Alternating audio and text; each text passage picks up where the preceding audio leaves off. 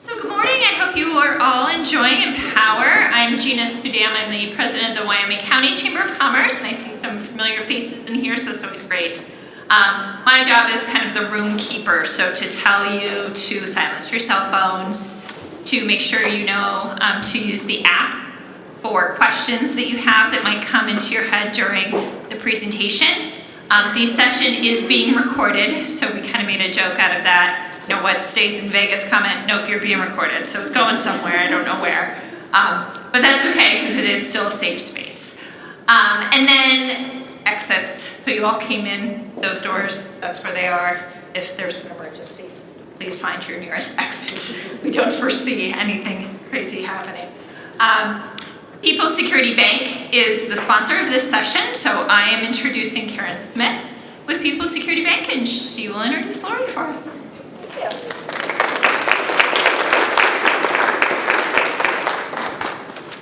Good morning again. My name is Karen Smith. I'm a Senior Vice President and Relationship Manager with FNCB Bank. Hope everybody's having a great day today.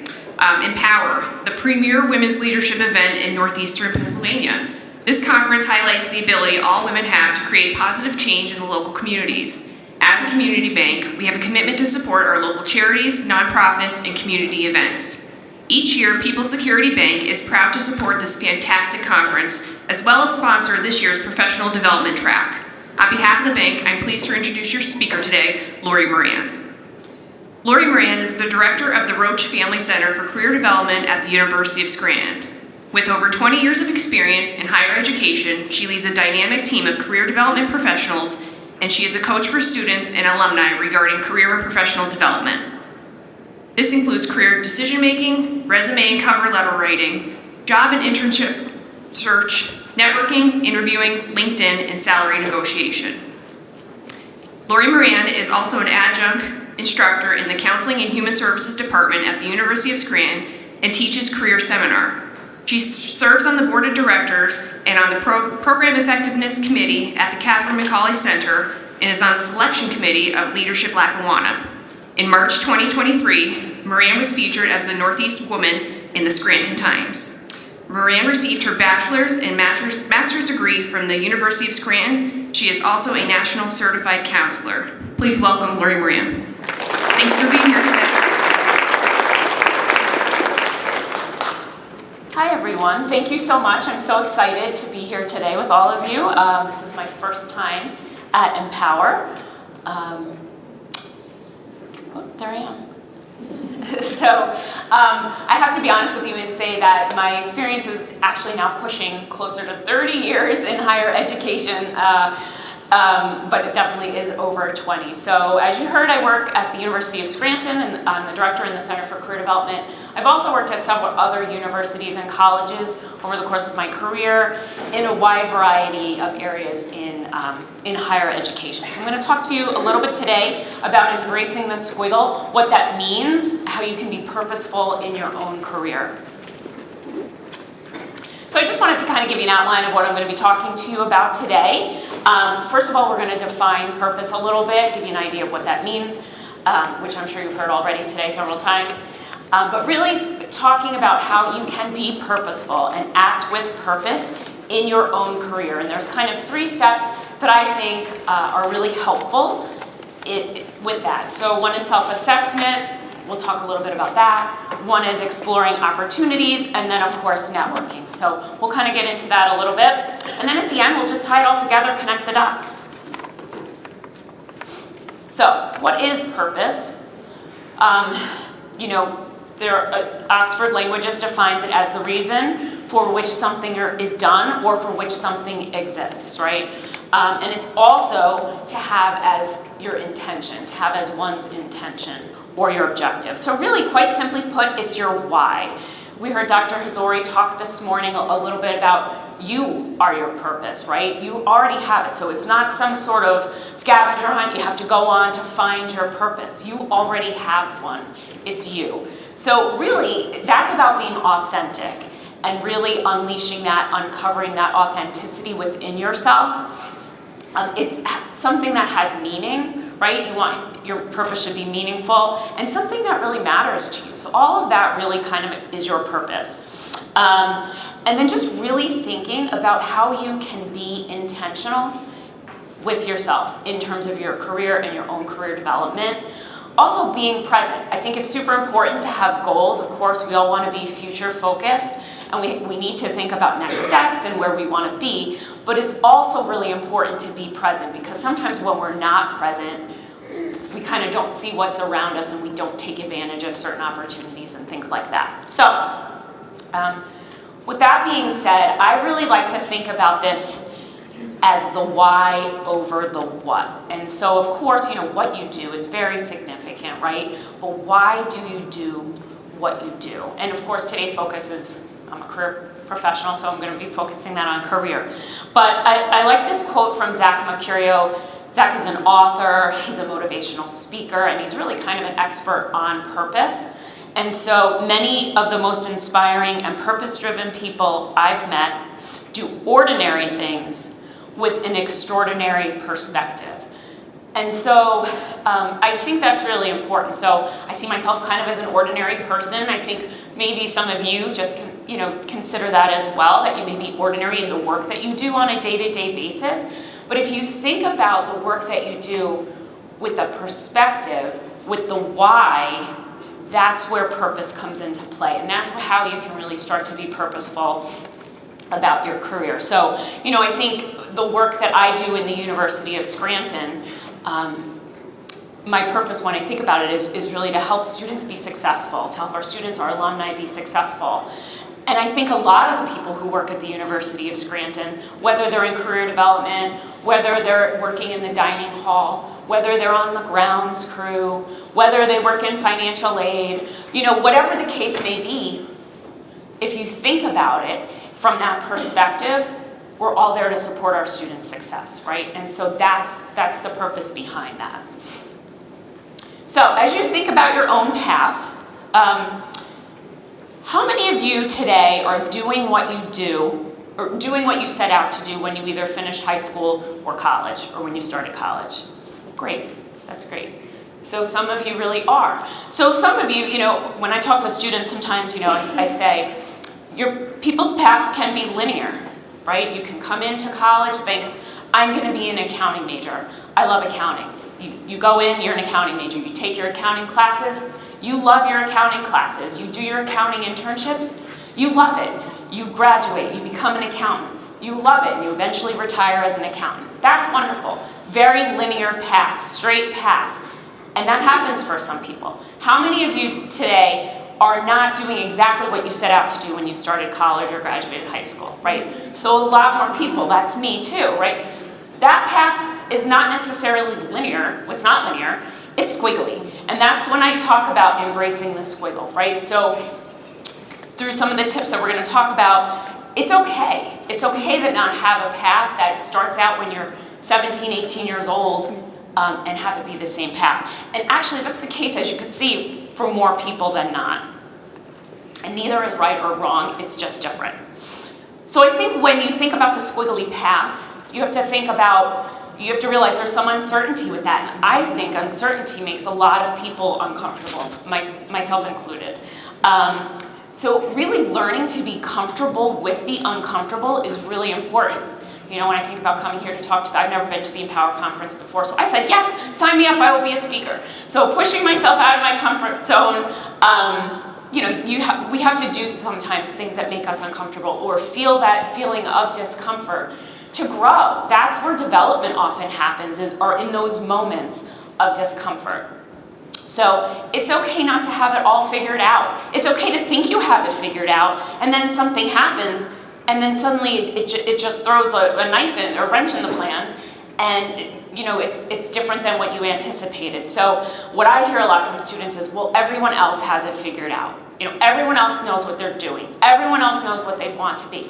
And I can tell you that that's definitely not the case, right? Certainly some people do, but many, many people do not. And so it's okay not to have it all figured out. So really the way to kind of help yourself figure out what it is to do what you do with purpose. So with intentionality, being present, right? Being proactive, taking advantage of opportunities that may come your way, and being curious, So not being judgmental, but being curious, being open. And that when you're present and you're able to do all of those things, the pieces do kind of fall into place and your purpose will become really quite clear and probably will become what drives you. Planned happenstance. So I'm not going to bore you with all career theory, although I love it. You probably don't. Planned happenstance is a career theory of John Crumbold. So what he really posits is that when you allow yourself to be open to opportunities, sometimes things happen for you, right? You know, a door opens when another door closes. So being able to make yourself available and take advantage of those opportunities is really important. And I can talk to you a little bit about my own experience with that. When I went to college, I was a communications major, and I liked it, but I eventually changed my major to psychology because I liked it more. Then I decided I was going to go to graduate school for school counseling. And so I had connections with the counseling department. I had done research as an undergrad, and I applied for an assistantship in the counseling department, and I didn't get it. And so, you know, I was a little bit disappointed in that, but I heard that Residence Life was starting a new program where they were going to have graduate level resident life coordinators or area coordinators, hall directors, you know, and people suggested I apply, so I did. I applied to that, and I got that position. Now, I had never been an RA before. I had never worked in Residence Life before, but I can tell you that me being open to that opportunity changed the trajectory of my career path. So, of course, I went to college. I knew people worked there, but I never really thought that higher ed could be a career path for me. So, you know, I did my internships in grad school. Again, I was school counseling. So I did half of it in a local high school's guidance office, and I did half of it in the university's career center because I really did like the counseling piece and the career counseling piece. And that was the last time I ever was in a K through 12 environment. And again, not because I didn't like that, but because I kind of fell in love with career development and career counseling. I'm super passionate about college student development. So by one door closing on me, that grad assistantship, and another one opening, set me on a path. I thought I was going to be a school counselor in a K through 12 setting. And so also with that, you know, I'm very interested in career development and career counseling. That's what I love. But I also had the opportunity to work in a lot of different areas in colleges and universities. So I did I'm also a counselor, so I did personal counseling at a university. I worked in Residence Life. I've worked in career development. I've worked in Center for Service and Social Justice. So I've really been able to take advantage of a lot of opportunities in higher ed. So with that, I just want to talk to you now about the first step, I think, in being purposeful in your career and kind of unleashing and uncovering your purpose. The first thing would be self-assessment. So when we think about self-assessment, think about interests, you think about your skills and abilities, you think about your values, and then you also think about your personality traits, right? So we're going to talk a little bit about each of those things. Who can tell me what interests are? Oh, it's like being with my college students, yes. Dancing, reading, singing. Right, things like dancing, reading, singing. They're the things that you enjoy, right? Things that you get pleasure from doing. So what do you love to do? What activities do you enjoy? So they could be personal things like dancing, reading, singing. They could be professional things, and they should be, you know, a combination of both. You should be able to think about both of those things. And what we have found out, John Holland is another career theorist. You think, oh gosh, this is like a career theory class. It's not. But people are more satisfied with their work when it aligns with their interests, right? So you're happier when you go to work if it's something that you enjoy doing. So ideally, that's what happens, right? So you're going to see there's what we call the Holland hexagon over there. It's based in career theory. So and I'm going to talk a little bit about assessment in a little bit, but this is the Holland hexagon. So his theory really talks about how people tend to fall into 1 or 2 or 3 of 6 broad interest patterns. And so the realistic one is really people who like to do things physically, like with their hands. It could be a lot of the trades, construction, it could be carpentry, it could be electrician, but it doesn't have to be the trades. It could also be being outside in nature, working with athletics, doing something along those lines.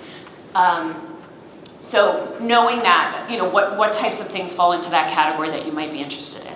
Investigative, these are a lot of the thinkers, the science, the math, lab work, research, those types of occupations, and people fall into this category. Artistic, really any form of creative self-expression, right? So not just, drawing and painting, although it could be that, but it could be music, it could be theater, it could be choreography, it could be, whether you enjoy that as a participant in doing it or as somebody who views those types of things. So anything really creative, culinary arts, cooking, could be that. Social, this is not just, hey, I'm an extrovert, I love to go to parties. This is more the helpers, the helping professions fall into this category. So counselors, teachers, nurses, people, community service, social services, those types of things. Enterprising, this is a lot of the persuaders, so people who are good at persuading people, sales, marketing, politics, lawyers tend to score high in this area. And then conventional, so this is a lot of the organized data, accounting, finance, administrative type of work. So I'll talk in a little while more about assessments, but when we talk about this, you can come up with usually you're like a 3-letter code. I'm SAE most of the time whenever I take an interest inventory, and so you can generate a list of occupations that kind of go along with that theme code. And when we think about that, it's not a list of jobs saying what you should do. It's really just occupations to get you thinking, I never heard of that before, maybe I should explore that, or, again, just to generate some ideas. So I'll talk a little more about assessment tools in a little bit, but really knowing your interests is important. Okay, skills, also really important. Who knows what skills are? Anybody? All right, I'll just tell you. So skills and abilities describe the things at which you excel, the things that you're really good at. Who thinks that your skill set that you have today is locked in for the rest of your life? No, right? Hopefully not. The whole point of life is to learn and to grow and to develop new skills. And so over the course of your life, hopefully you're going to learn some new skills. Maybe there's something that you're not that great at that you want to learn something else. So think about it in terms of your academic strengths. Even if you're not in school anymore, think about the subjects that you excelled at. What was your strength? Think about your other skills, music, second languages, technology. Are you a good writer? Are you a great programmer? I don't know. Whatever that might be, you have to think of those things. And then, are there any certifications and trainings that you've taken, right? So I'm a national certified counselor, so I would say that means I have a skill in that area. Whatever it is, you really want to develop that skill. When I think about that, these are a lot of concrete skills, right? So I've actually been trying to learn Italian because I'm not currently skilled in that. I have family in Sicily who I'd love to communicate with in Italian, so I'm using Duolingo sporadically to try to pick up a new skill, right? It's going to take some time before it becomes a skill, but there's lots of things that you can do if you're feeling like there's an area for growth, right? So those are some of the hard, more specific skills. But then there's also something called transferable skills. Sometimes they're referred to as soft skills. The National Association of Colleges and Employers refers to them as career competencies. And these are 8 competencies that every employer is looking for, no matter what field you're in, no matter what your industry. And so the first one is career and self-development.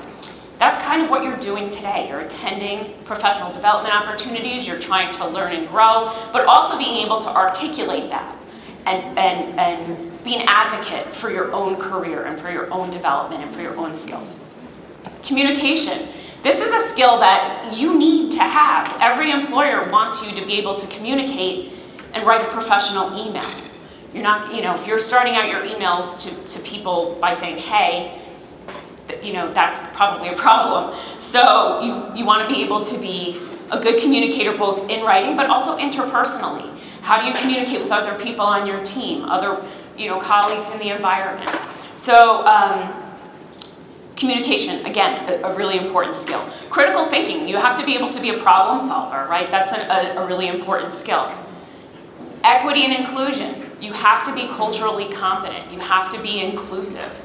So making sure that that is something that you've developed as a skill. Leadership, when have you been a leader? How can you translate that to your career?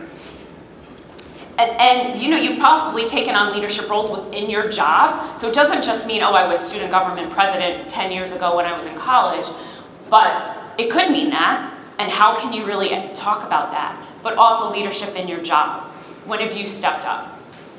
Being professional, being on time, all of those professional type things. Teamwork. Collaboration is a huge skill that every employer is looking for, so you really do need to be able to collaborate with a team. You have to work well with other people. And then technology, also a really important skill. So not everyone here is a computer networker, computer software person. I'm definitely not, right? So in my job, I don't need to know the ins and outs of Java, right? I don't need to know all of the programming languages, but I do have to be up to speed on what's going on in the tech world. AI, 2 years ago, we weren't really talking about ChatGPT, but we are now, and I need to know how to talk to my students about that, how to use AI and ChatGPT ethically, but how to use it in a job search. So do I have to be an expert on it? Not necessarily, but I really do need to be knowledgeable about those types of things. If I was still using WordPerfect, I probably, wouldn't be able to function. Probably some people probably don't know what WordPerfect is. But you have to grow and you have to develop. I have to use Excel. Do I have to use all of the features in Excel? No, I don't. But I want to make sure that I'm up to speed so that I can use it. Every employer wants that. And then values, also really important as you think about purpose and as you think about being purposeful in your career. So values are beliefs about what's important to you, right? They're the things that you hold closest to your heart, probably the things that are most set in stone for you, your interests. You make, pickleball, I don't know, I never heard of pickleball until a couple of years ago, right? Maybe now I'm not, but maybe I would be really interested in learning it. Skills, you can definitely develop those. Values, you can, of course, as you grow, get new values, but most of the time those are they're really there already. So when your values, like your interests, when they line up with how you live and how you work, you're going to be more satisfied. You're going to be more satisfied in your career. And so thinking of all of those kinds of things. So what's important to you? Is it work-life balance? Is it money? Is it having a supervisor who's supportive of you? Is it having a good working relationship with your colleagues? What really is it that is important to you? And when I think about the work that I do at the University of Scranton, I feel really blessed to work for an employer whose Jesuit ideals and values align with mine. And so I think about some of their ideals like cura personalis, care of the whole person. That really resonates with me. Caring for each student as they come into my office, treating them like an individual, right? That's something that I value, something that the university values. That's really easy for me to work there. Being men and women for and with others is another Jesuit ideal. Social justice is a really important thing for me. So being able to work at a place where I can express that passion and do that is really, a blessing for me as well. Magis, being more, encouraging our students to be more, being part of providing that transformational education for our students is really important to me. What can they become? What can I become? And so being able to live out those values, like I said, has been a blessing. For other people, maybe you work in the marketing field, right? And you're really good at that. You want to probably work for a company whose product you're selling you believe in, right? It might be really difficult for you if you don't believe in the product that you're selling. So you just want to think about that because it's probably going to cause a clash within you if it doesn't align with your values. And then, of course, your personality traits. So, do you like to work independently or do you like to work in groups? If you're more of I like to collaborate all the time with groups and you have a job as an actuary where you're only doing work by yourself, it might be a little bit of a challenge.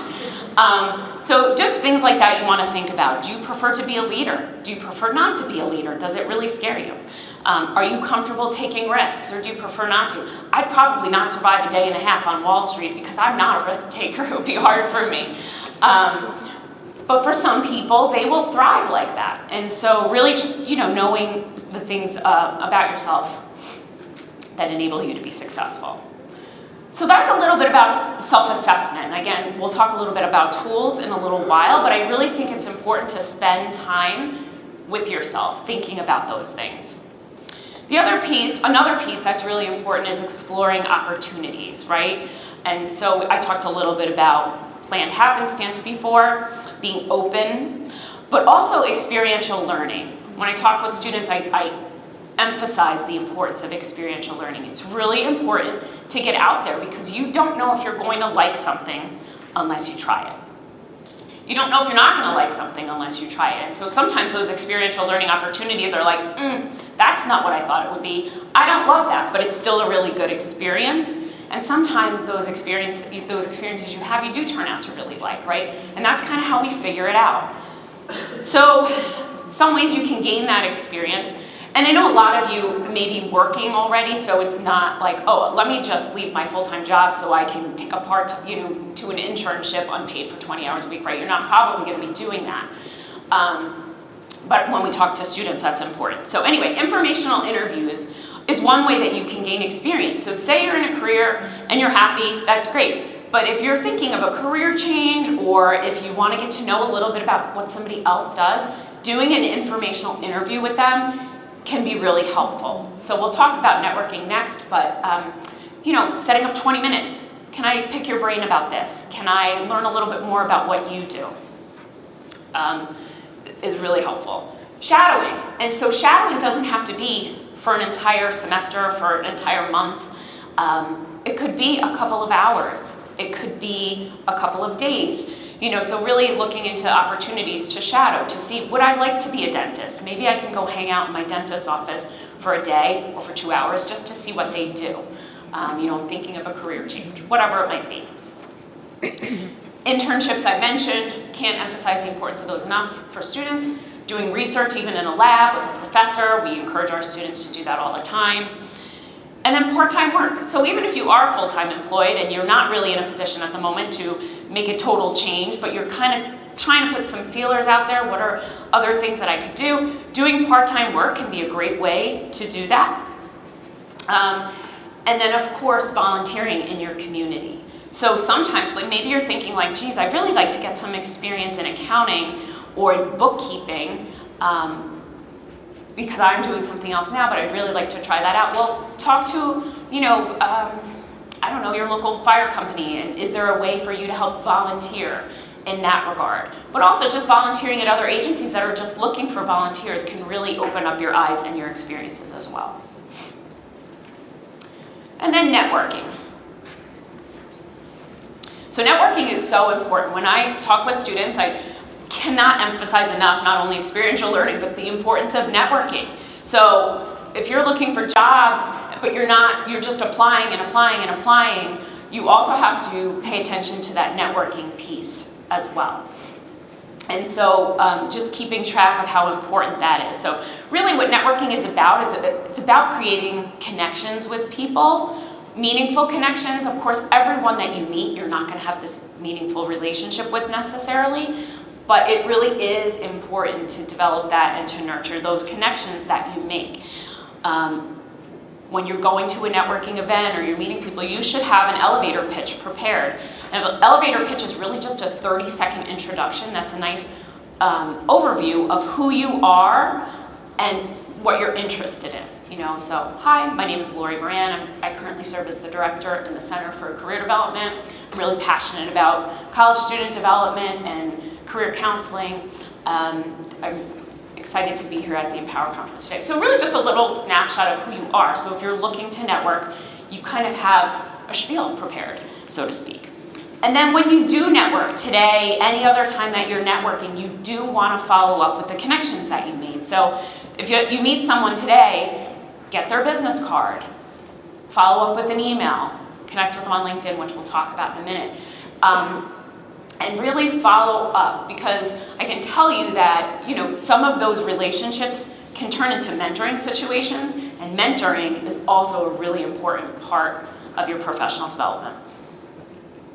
So your network, who's in your network? Almost anybody that you can think of is in your network. So your family, your friends, your old college roommates or high school friends, your neighbors friends, your neighbors' families, your mentors. Like I said, mentors are really important. I made a connection with somebody when I worked in the Career Center, interned in the Career Center in graduate school. I networked with her, and it was enabled to develop a really nice relationship. And that person, all these 30 years later, is still a really important part of my life. Do we stay in touch every day? No, but it's somebody who I still do go to bounce off ideas, professional advice. She's really served as a mentor for me. And so I think that's really an important piece when you think about networking, like who in your network could serve in that role for you. And maybe it's a supervisor, maybe it's somebody who works someplace else doing what you do. It's really important to establish that mentoring connection. But how can you add to your network, right? Maybe some of you have a huge network already, and maybe some of you don't. Some of you may be just starting out relatively recently and are looking to learn, who can I add to my network and how can I do that? So coming to Empower today, I'd encourage you to talk to people today. Attend the sessions for sure, but also take advantage of the opportunity to make connections with people, exchange business cards, and follow up with them. Chamber of Commerce, obviously great network of people through the chamber, right? They do so many events outside of, they do conferences, but of course, business card exchanges, they do luncheons, they do so many events. There's so many groups within the chamber that you can connect with and get involved in. As you mentioned earlier, I'm part of Leadership Lackawanna. I graduated from class of 2006, and I'm still involved today, and I still am connected with some of the people I met through that as well. So again, taking advantage of opportunities like that to expand your network. If you went to high school or you went to college, there's an alumni network there. Use that network to network with people and attend those events. The University of Scranton puts on alumni events all the time, and we have the opportunity to go and meet other alumni. Students have the opportunity to do that as well. Professional associations, attending other conferences. So as I mentioned before, I'm a member of the National Association of Colleges and Employers, which is like a career development professional association. So I will go to meetings. I will use their listserv to kind of connect with people, even that way virtually. AJCU, which is the American Jesuit Colleges and Universities, the Association of Jesuit Colleges and Universities, has a career leaders group.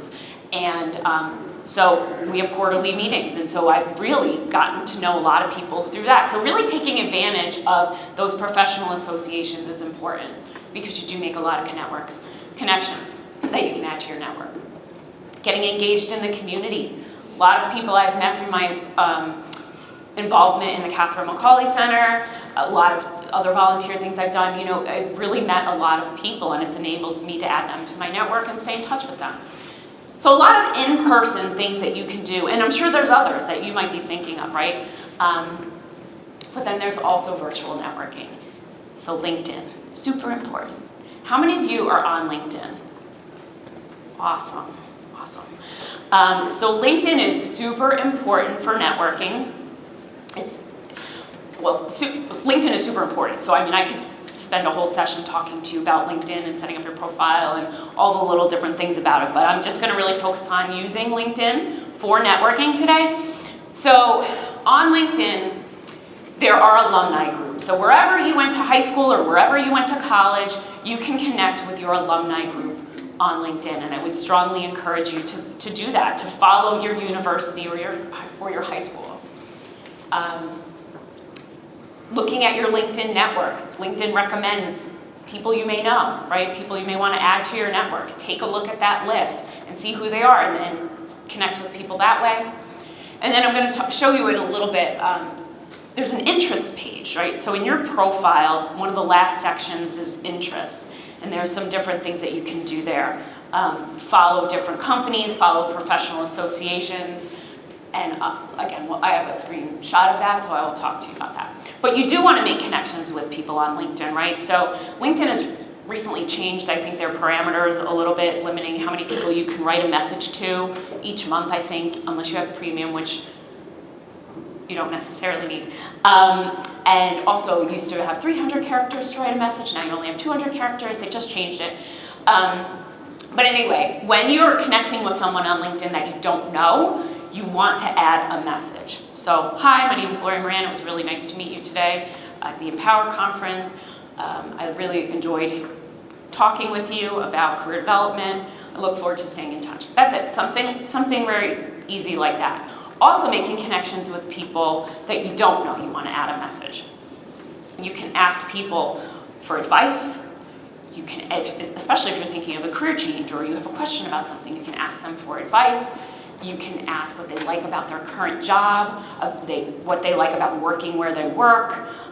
You can ask them a lot of questions. You can ask them about their own career path. You can ask them if they have time for an informational interview, right? So lots of ways to connect. So this is just a screenshot of the University of Scranton's alumni page, just to kind of give you an idea what it looks like.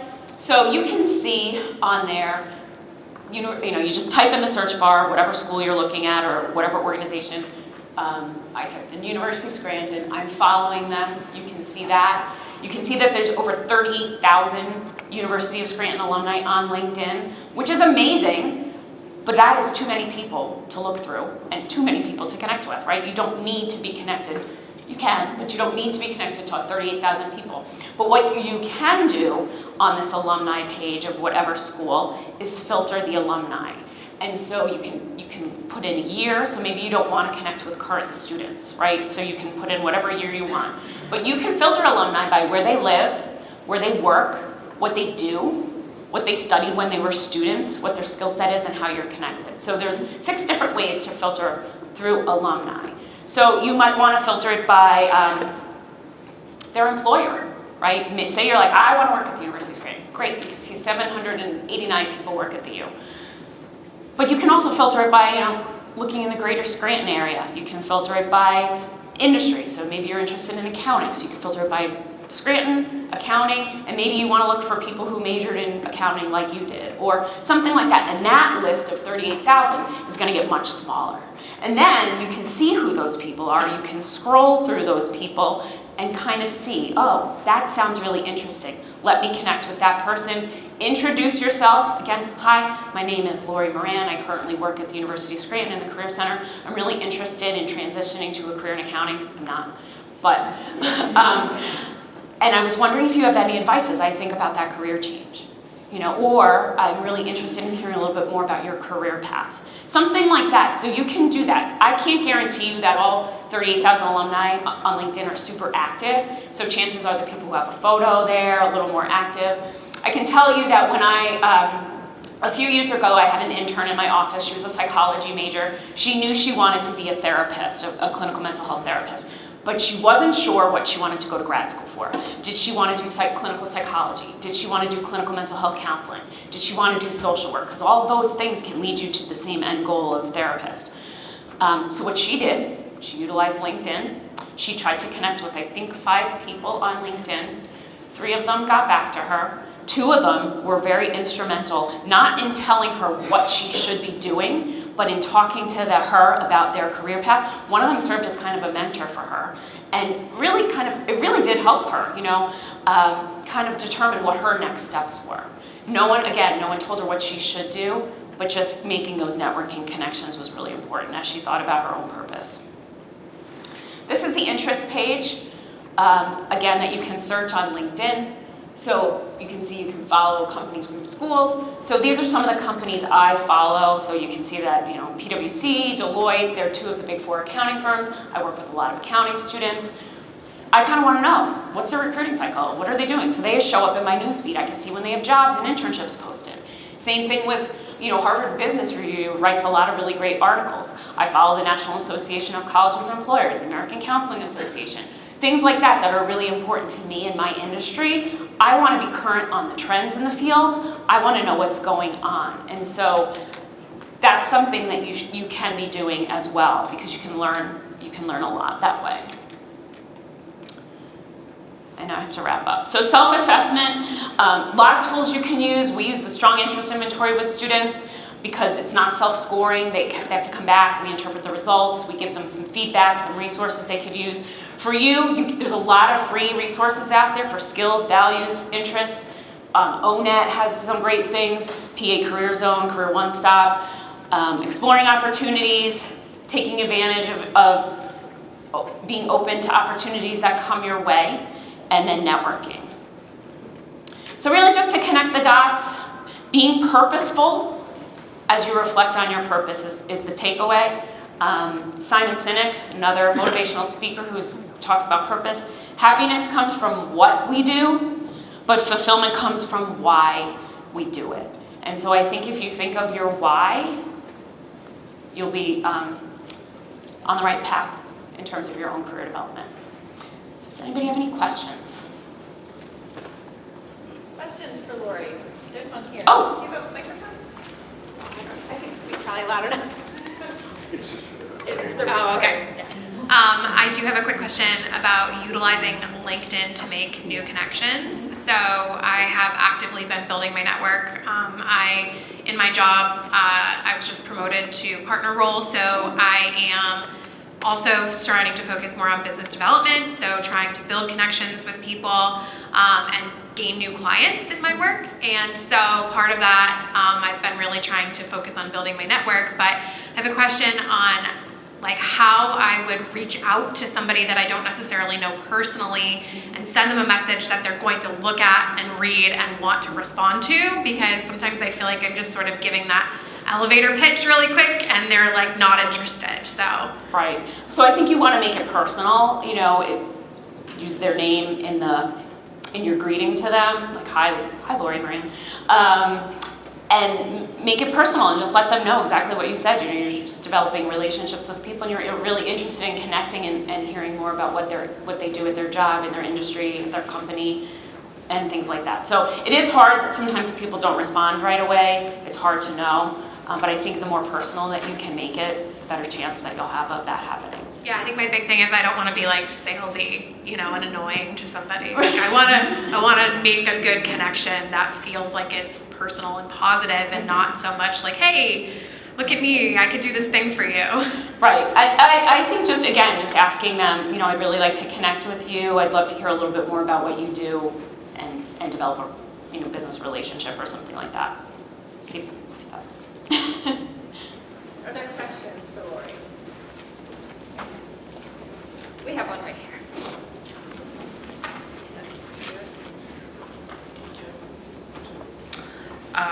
So in today's world, everybody's busy. Everybody's doing something, and when they're not doing something, they want to take time for themselves. So knowing that, how can we ask for mentorship, whether it's from somebody that we know or somebody on LinkedIn? That's a really great question. So it's easier, I think, at a college where we have some mentoring programs kind of built in, but as a professional, I think it almost has to happen a little bit organically, you start out with the networking piece and then you just follow up, you continue to check in and then just say, I would love to cultivate a relationship where, I can come to you for advice about different things like that. So sometimes it does happen organically. I think that sometimes within an organization, there's also opportunities to ask for a mentor. So sometimes, even partnering with your supervisor or your HR department to say, I'd really like to have a mentor in this role. What are the opportunities for that here? And sometimes even taking that to HR, sometimes there's opportunities to develop something like that. Not that you want one more thing to do right at work, but to kind of ask for those, how you can make those opportunities happen. Anybody else? Anybody else? Here, one more. Last one. So my question is more relevant to my LinkedIn page and profile. So how do you make your profile look a little bit more than just more or less looking like a resume. Right, so you have to spend the time working on it. Number one is your profile picture. Number two, you really have to make sure that the summary section, it describes who you are and what you're looking for. You have more room on your LinkedIn profile than you do on your resume to kind of, so it's fine, you can start by cutting and pasting, but you really have the opportunity to add to that, adding media, adding articles, adding any accomplishments that you have. And you have to constantly kind of like update it and show it love. So that's a really short answer to your question. But I think if you can make it personal, and customize it a little bit, that's probably one of the things you could do to make it stand out. Wonderful. Well, join me in thanking Lori for being here and her great advice for us today. And as you all can hear, it's lunchtime. The music is playing, so please gather your things. And I think there's some time to network and enjoy the venue.